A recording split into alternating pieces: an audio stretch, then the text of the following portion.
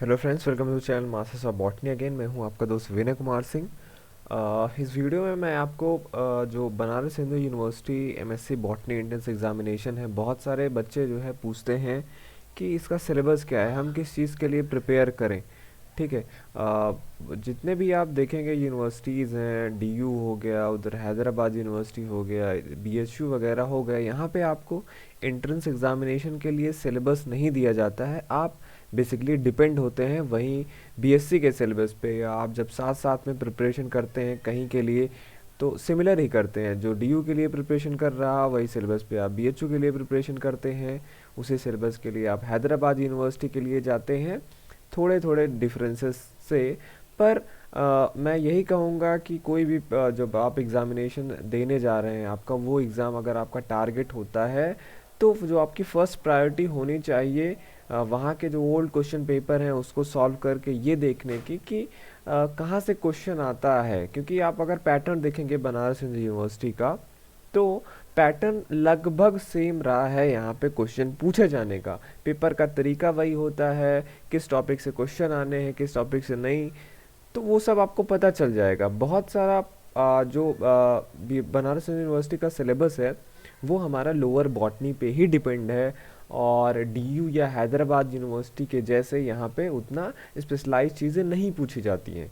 तो मैं आपके लिए यहाँ पे जो अभी तक के क्वेश्चन पेपर हैं 2008 से लेके जो 2020 तक के जो क्वेश्चन पेपर थे एमएससी बॉटनी एंट्रेंस एग्जामिनेशन का, उस पे बेस्ड मैंने आपके लिए सिलेबस बनाया है। जो यंग स्टूडेंट हैं जो BHU MSc botany entrance examination देने वाले हैं, वो इस सिलेबस का यूज़ करके इस एंट्रेंस एग्जामिनेशन के लिए अपना प्रिपरेशन कर सकते हैं। ध्यान दीजिए, ये प्रेडिक्टेड सिलेबस है। प्रेडिक्टेड सिलेबस का मतलब 2008 से लेके 2020 तक के जो क्वेश्चन पेपर है वहाँ पे कहाँ कहाँ से कितने क्वेश्चन आए हैं, जैसे कि मैंने सारा इस पे वीडियो भी बना रखा है, इस चैनल पे है, तो वो भी आप देख सकते हैं। मैं उसका लिंक डाल दूंगा इस वीडियो के डिस्क्रिप्शन में। तो उसके बेसिस पे यहाँ पे ओवरऑल जितने भी टॉपिक पूछे गए हैं, चाहे वो एल्गी से हो, फंजाई से हो, bryophyte, pteridophyte, ecology, cytology, biochemistry, सारे टॉपिक्स यहाँ पे मैंने डाले हैं जो अभी तक के क्वेश्चन पेपर में, ये जो आपका 2008 से लेके 2020 तक के क्वेश्चन पेपर हैं उसमें कहाँ कहाँ से क्वेश्चन आए हैं और उसको कैटेगराइज करके मैंने यहाँ पे लिखा है। तो आप इसके बेसिस पे प्रिपेयर कर सकते हैं जो आने वाले BHU MSc botany entrance examination है। ठीक है।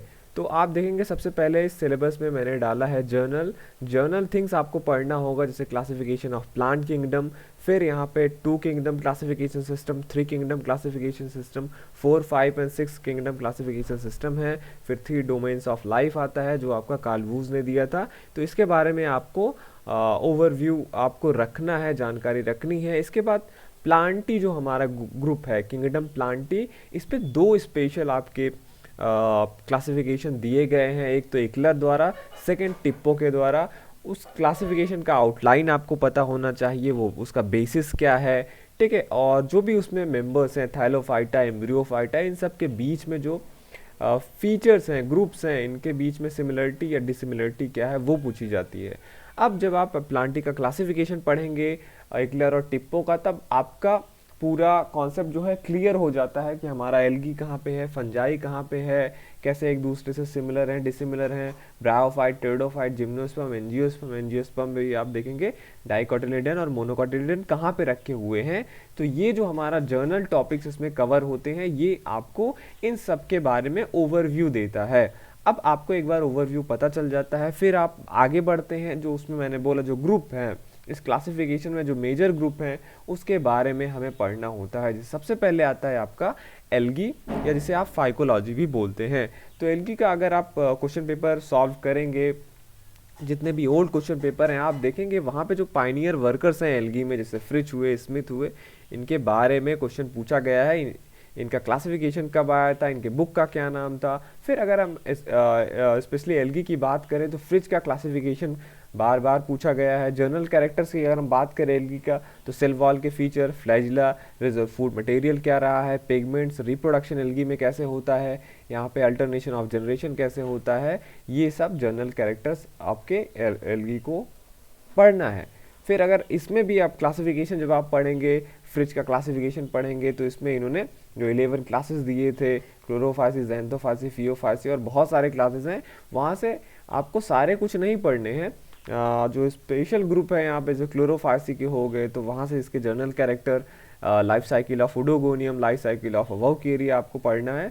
फियोफाइसी में आएंगे जो आपका ब्राउन एल्गी है, इसके भी जर्नल कैरेक्टर और लाइफ साइकिल की बात करें तो दो मेंबर इसके इंपॉर्टेंट है, एक्टोकार्पस और सारगेसम। साइनोफाइसी में आते हैं ब्लू ग्रीन सेल्गी में, तो यहाँ पे मेंबर्स इनके ज़्यादा इंपॉर्टेंट नहीं है, इनके जर्नल कैरेक्टर्स बहुत ज़्यादा इंपॉर्टेंट है। सारे जर्नल कैरेक्टर जब मैं कहूँ तो उसमें आता है आपका थैलस, हैबिट एंड हैबिटैट हो गया, आपका रिप्रोडक्शन कैसे होता है, और वही आपका सारा कुछ सेल वॉल इसमें कैसे है, फ्लैजिला कैसा होता है या नहीं होता है, रिजर्व फूड मटेरियल एक्सेट्रा, तो वही जो ऊपर लिखा हुआ है वही सब सारी चीज़ें आपके यहाँ पे आती हैं। रोडोफाइसी अगर हम बात करें तो मेंबर्स में ब्रैक्टेकोस्पर्म और पॉलीसाइफोनिया इंपॉर्टेंट है।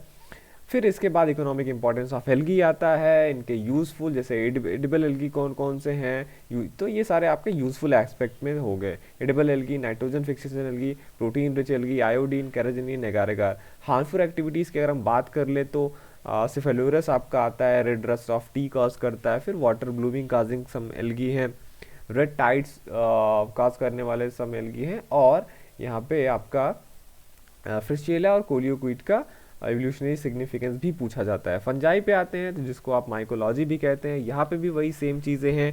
General characters of fungi, classification propose by GC Ainsworth. तो पहली बात तो आपको जनरल कैरेक्टर्स पढ़ने हैं फंजाई के बारे में, फिर क्लासिफिकेशन आपको जो जीसी एंसवर्थ, जैसे आपने एल्गी के लिए आपने फ्रिज का क्लासिफिकेशन पढ़ा है, वैसे ही फंजाई के लिए आपको जीसी एंसवर्थ का क्लासिफिकेशन पढ़ना होगा। जब आप एंसवर्थ का क्लासिफिकेशन पढ़ते हैं तब आपको पता चलता है हाँ फंजाई के कौन कौन से मेजर ग्रुप हैं, जैसे मिक्सोमाइसीड्स, मैस्टिगोमाइकोटिना, जाइगोमाइकोटिना, एस्कोमाइकोटिना, बेसिडियोमाइकोटिना। फिर आप उसमें चले आते हैं तो मैस्टिगोमाइकोटिना के जनरल कैरेक्टर्स आप पढ़ेंगे, उसमें एक ग्रुप है ऊमाइकोटा, वो सबसे ज़्यादा इंपॉर्टेंट है, उसके आपको फीचर वहाँ पे पढ़ने हैं। फिर अगर मेंबर की बात करें तो जैसे कि एक पैटर्न सा बना है कि आपको क्लासिफिकेशन पढ़ना है, क्लासिफिकेशन में जो इंपॉर्टेंट ग्रुप्स है उसके जनरल कैरेक्टर, फिर वो किन मेंबर से रिप्रेजेंट होता है। जैसे आप यहाँ पे मैस्टिगोमाइकोटिना की बात करेंगे तो सिंकाइट्रियम है, what disease of potato cause करता है, पेरिनोस्पोरा है, डाउनी मिल्ड्यू कॉज करते हैं, सैप्रोलेग्निया हो गया, एल्ब्यूगो आपका वाइट रस्ट ऑफ क्रूसिफर कॉज करता है, पाइथियम हो गया आपका डैम्पिंग ऑफ सीडलिंग कॉज करता है, फाइटोप्थोरा आ गया लेट ब्राइट ऑफ पोटैटो। तो ये ग्रुप हैं जो आपके मैस्टिगोमाइकोटिना को रिप्रेजेंट करते हैं। जाइगोमाइकोटिना की बात करें तो यहाँ पे राइजोपस आता है आपका, ये इंपॉर्टेंट है, म्यूकर भी आप इसमें ऐड कर सकते हैं। ठीक है, तो ये जो सिलेबस मैं यहाँ पे आपको दे रहा हूँ, अगर आपको यहाँ पे कुछ ऐड करना, अगर आप एक्सपीरियंस हैं, आपने बीएचयू पहले से क्वालिफाई किया है, तब आप कमेंट सेक्शन में जाके हमें उस चीज़ को ऐड करने के लिए भी बता सकते हैं। फिर हम इस सिलेबस को रिवाइज करेंगे और उसको पब्लिश कर देंगे। एस्कोमाइकोटिना में आए तो आप जनरल कैरेक्टर तो इसका पढ़िएगा ही, Erysiphe, Saccharomyces, Aspergillus, Neurospora, Penicillium, Taphrina, Claviceps, इस पे भी क्वेश्चन आया है। और टाइप्स ऑफ फ्रूटिंग बॉडी इसमें इंपॉर्टेंट है एस्कोमाइकोटिना में। बेसिडियोमाइकोटिना की बात करें तो जनरल कैरेक्टर्स इसके इंपॉर्टेंट हैं। इसमें क्लैम्प कनेक्शन एक स्पेशल फीचर है, डोलीपोर सेप्टम होता है जो इसको यूनिक बनाता है। मेंबर्स की बात करें तो एगरिकस, यूस्टिलागो, पक्सीनिया, ये इसके लाइफ साइकिल आपके इंपॉर्टेंट है। ड्यूटेरोमाइकोटिना की बात करें तो यहाँ पे आपको अल्टरनारिया जो पोटैटो फेमाइन ऑफ आयरलैंड के लिए कॉजल ऑर्गेनिज्म है, Colletotrichum, red of sugar cane cause करता है, Cercospora, tikka disease of groundnut, Helminthosporium famine of Bengal के लिए रिस्पॉन्सिबल है। तो इनका लाइफ साइकिल ज़रूरी है, इनका Thales structure and life cycle. ठीक, कुछ अदर कॉमन डिजीजेज आपको पढ़ने होंगे और उनके कॉजल ऑर्गेनिज्म जो मेनली पूछे जाते हैं एग्जाम में। अगर कुछ टर्म्स की बात कर लें जो फंजाई में सबसे ज़्यादा पूछा गया है तो हाइपरट्रॉफी, हाइपरप्लेसिया, पैरासिटिज्म, हेटेरोथैलिज्म, पैरासेक्सुअलिटी, ये सब सारे फंजाई के लिए इंपॉर्टेंट हैं। वहीं अगर इकोनॉमिक इंपॉर्टेंस की बात कर लें तो एल्गी की तरह यहाँ पे भी इकोनॉमिक इंपॉर्टेंस आपको दोनों बताने होंगे, जो हमारे लिए बेनिफिशियल हैं और हार्मफुल हैं। Edible fungus, fermentation product of heat, mycotoxin, aflatoxin, antibiotic, source of vitamin, biopesticide क्या है, कमर्शियल प्रोडक्शन कैसे करते हैं हम साइट्रिक एसिड का फंगस का यूज़ करके, साइक्लोस्पोरिन ए कहाँ से मिलता है, फिर फंगस सिम्बायोसिस इंपॉर्टेंट है, जीन फॉर जीन रिलेशनशिप पूछा जाता है, कैप्रिशियम जो मिक्सोमाइसीट्स में पाया जाता है, पाइलोबोलस, फ्रैगमीडियम कुछ अदर जेनरा है जिनके बारे में आपको नॉलेज रखना है। तो ये सब मस्ट रीडिंग टॉपिक्स हैं, ऐसा नहीं है जो यहाँ पे जो चीज़ें दी गई हैं वो एग्ज़ाम में ज़रूर पूछी गई हैं, तो वो चीज़ आपको कवर श्योरली करना है, ठीक है। इसके बाद अगर आपके पास अच्छी ये सारी प्रिपरेशन हो जाती है तब आप इन ग्रुप के अदर मेंबर्स को भी देख सकते हैं। थर्ड पे आते हैं लाइकेन। आपको पता है इसका सिलेबस बहुत छोटा है। यहाँ से जो क्वेश्चन है वो जर्नल कैरेक्टर्स ऑफ लाइकेन है। कॉमन नेम्स हो गए कुछ लाइकेन के, वो आपको याद कर रहता है। नेचर ऑफ एसोसिएशन कैसा होता है फाइकोबायंट और माइकोबायंट लाइकेन्स के, ठीक है। क्लासिफिकेशन इसका आपको जब आप पढ़ेंगे तो बेस्ड ऑन फंगल कंपोनेंट कौन कौन से हैं, बेस्ड ऑन थैलस स्ट्रक्चर भी लाइकेन का क्लासिफिकेशन है, क्योंकि आप जैसे एल्गी फंजाई में पढ़ते हैं वहाँ पे फ्रिज का और फंगस में एंसवर्थ का, तो लाइकेन में आपको जो क्लासिफिकेशन मिलेगा वो आपको यही पढ़ना है, based on fungal component, based on their thallus structure, based on the surface which they grow, और इसका रिप्रोडक्शन कैसे होता है, इकोनॉमिक इंपॉर्टेंस क्या है लाइकेन के। ब्रायोफाइट्स में हम आते हैं तो ये भी छोटा सा है, इसमें भी पाइनियर वर्कर्स पूछे जाते हैं ब्रायोफाइट में, ठीक है, वो आपको पढ़ना है। जर्नल कैरेक्टर्स पढ़ लेंगे आप टेरिडोफाइट के कौन कौन से होते हैं, लाइफ साइकिल भी इसमें इंपॉर्टेंट होता है, अल्टरनेशन ऑफ जनरेशन कैसे होता है। फिर आपको ओरिजिन ऑफ ब्रायोफाइट्स भी पढ़ने हैं, कुछ सेप्रोफिटिक ब्रायोफाइट्स होते हैं उनके नाम आपको याद रखने हैं।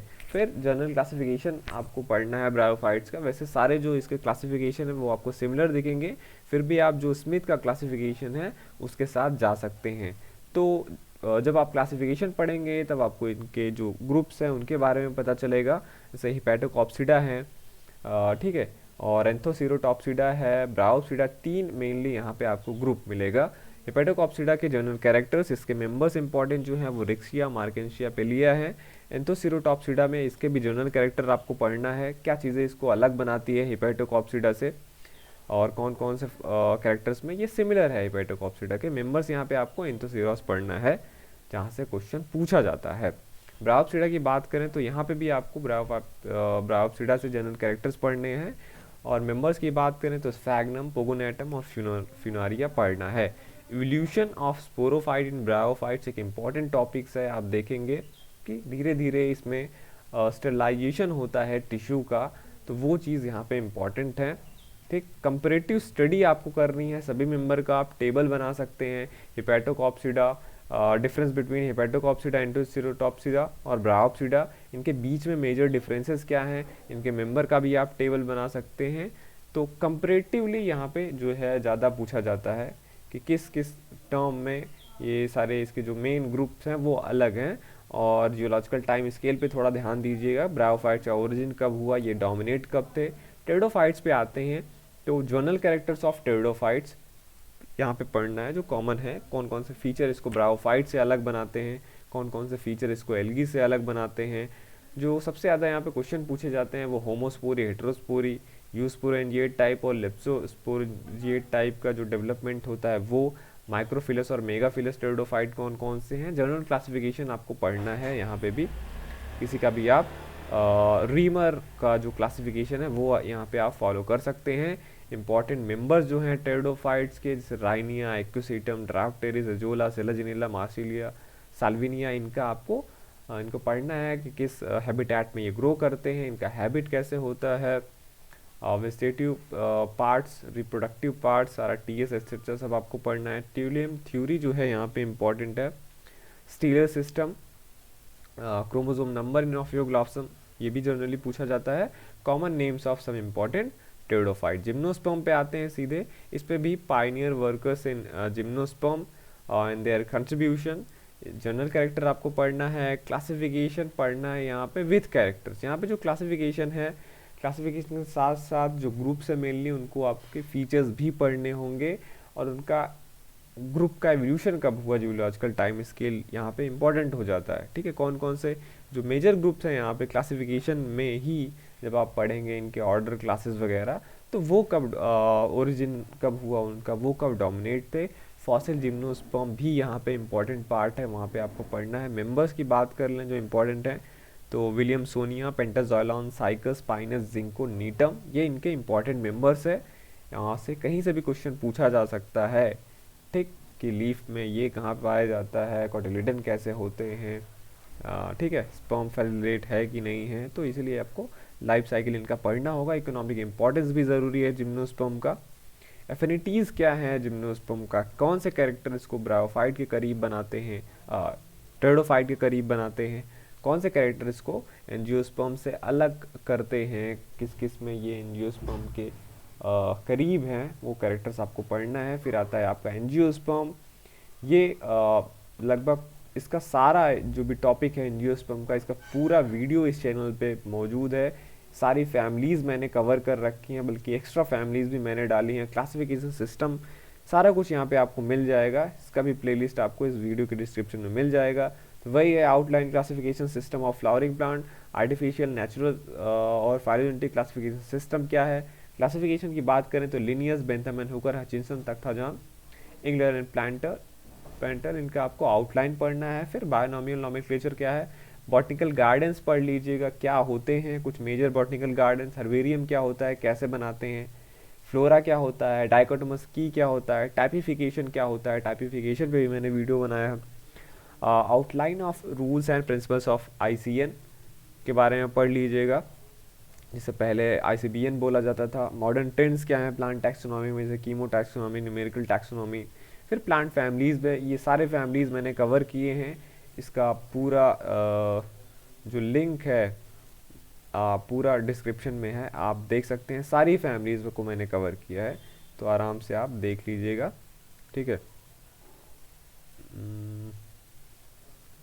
तो प्लांट इंपॉर्टेंस टू ह्यूमंस की अगर हम बात कर लें तो यहाँ पे ड्रग एल्डिंग, फाइबर एल्डिंग, रबर एल्डिंग और ऑयल एल्डिंग प्लांट आपको देखना है, ओके। एम्ब्रियोलॉजी की अगर हम बात कर लें तो माइक्रोस्पोरेंजियम क्या होता है, माइक्रोस्पोरोजेनेसिस क्या होता है, मेल गैमेटोफाइट, पूरा स्ट्रक्चर आपको पढ़ना है। Megasporangium, megasporogenesis, female gametophyte, embryo sac development कैसे होता है, पॉलिनेशन कैसे होता है, fertilisation, embryogenesis, apogamy, apomixis, apospory, parthenogamy, parthenogenesis and polyembryony. Anatomy की बात कर लें तो मेरिस्टेम क्या होता है, परमानेंट टिश्यू क्या होता है, लीफ, स्टेम और रूट का general anatomy. Types of vascular bundle बहुत इंपॉर्टेंट है, उसके एग्जाम्पल कहाँ कहाँ पे कैसे पाए जाते हैं। कैम्बियम क्या होता है, सेकेंडरी ग्रोथ क्या है, और एनामाइलस स्ट्रक्चर्स क्या है, विथ एग्जाम्पल आपको पढ़ना है। नेक्स्ट जो सिलेबस है साइटोलॉजी से, वो मैं नेक्स्ट पार्ट में आपको बताऊंगा डिटेल में, ओके। चलता हूँ मैं, मिलूंगा आपसे नेक्स्ट वीडियो में। Thank you for